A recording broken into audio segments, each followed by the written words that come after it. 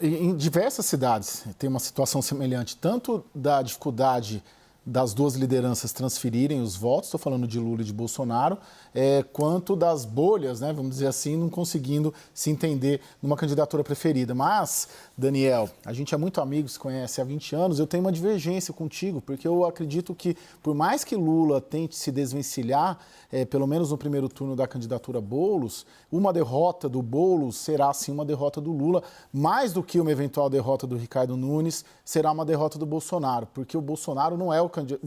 Ricardo Nunes não é o candidato do coração do Bolsonaro, mas o Boulos é o candidato do coração do Lula. Mas eu queria ouvir o Creomar sobre isso antes de passar para a Thaís aqui, que vai falar também. Opa, então, eu creio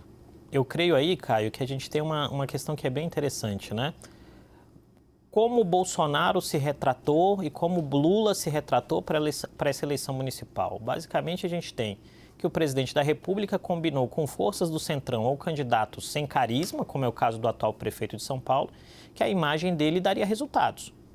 né? É o caso da escolha de Nunes em São Paulo e de Ramagem no Rio de Janeiro. No Rio de Janeiro, o envolvimento mais direto de Bolsonaro tem dado aí algum gás à Ramagem e gerado esses elementos que foram mostrados na reportagem prévia. No caso de São Paulo, Nunes parece não ter encaixado